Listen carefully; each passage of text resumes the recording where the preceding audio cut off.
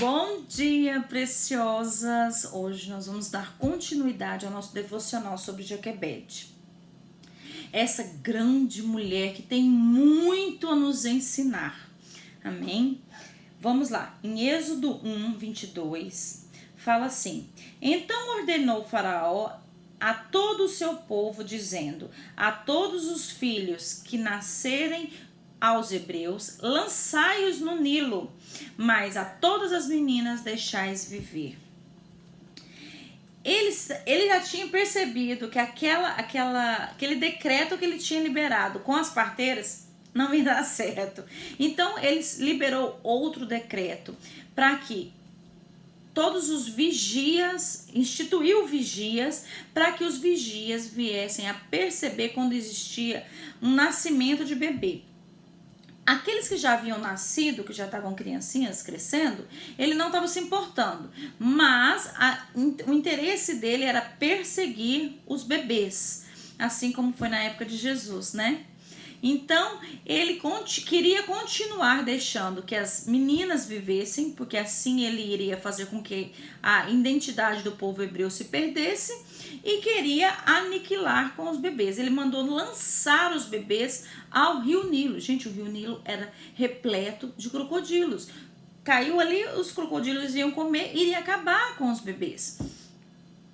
Mas a gente vê mais na frente, um pouquinho no capítulo 2 já, que fala assim: Foi-se um homem da casa de Levi e casou-se com uma descendente de Levi. E a mulher concebeu e deu à luz a um filho. E vendo ela que ele era formoso, escondeu-o por 3 meses. E vendo ela que ele era formoso. Gente, ela já bateu o olho e conseguiu ver um diferencial nesse bebê. Porque a Bíblia não relata nem que Jesus era formoso, mas relata que Moisés era formoso. Ela já conseguiu identificar neste bebê que ele era um diferencial. Sabe por quê? Porque quando Deus manda determinados sonhos na sua vida, para que você os cumpra, você consegue enxergar isso com olhos com olhos diferenciais. Ele era um sonho e um projeto de Deus que Deus confiou na mão dela. E ela conseguiu entender isso e ser sensível à voz do Espírito Santo que falava interiormente dentro dela.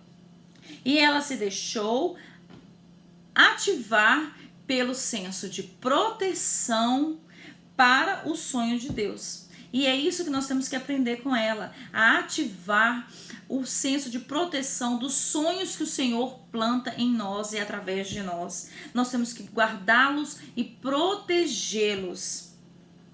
E ela escondeu esse bebê por 3 meses. Ela sabia dos riscos que ela estava correndo. Ela sabia dos riscos que ela estava colocando toda a casa dela para correr. Porque se eles fossem descobertos nessa desobediência, corria-se o risco de toda a casa dela ser morta em desobediência. Mas ela preferiu ser obediente à voz do Senhor e guardar o sonho de Deus. Acontece que, para que isso acontecesse, ela deveria ter o consentimento do esposo. E o que nos leva a entender que Arão iria consentir com isso? Sabe por quê? Porque ela era uma mulher que transmitia confiança. Ela era uma mulher que transmitia sabedoria. Por isso levou Arão a permitir com que ela ficasse com o bebê. Porque ele sabia que ela seria capaz de guardar, de proteger esse menino. Ele sabia que ela ia ser capaz de fazer. É assim que nós temos que ser. Mulheres que têm conduta irrepreensível, que transmite confiança, que transmite sabedoria, principalmente dentro das nossas casas, com os nossos maridos. Com os de fora, isso é muito importante, mas com os de dentro é mais importante ainda. Aí eu fico pensando, como que ela conseguiu escondê-lo por 3 meses? Joquebede, ela devia ser aquela mulher da voz doce, suave, mansa, acolhedora, dona daquele abraço assim acolhedor, que fazia com que o bebê se acalmasse nos braços dela, que fazia com que ele se sentisse seguro, ele era bem alimentado, então isso fazia com que ele não chorasse. Era só esse motivo de entender que os vigias não ficavam em alerta. Era um bebê que não chorava. Não chorava por quê?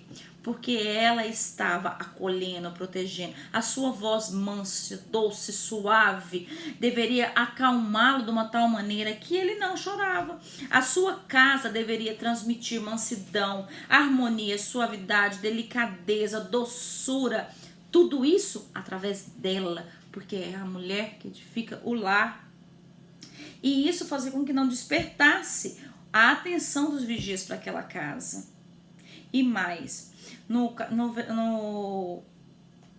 versículo 3, nós lemos assim: não podendo mais escondê-lo, por mais tempo tomou então um cesto de junco, calafetou com betume e pinche, pondo nele o menino, lançou-o no cariçal, à beira do rio.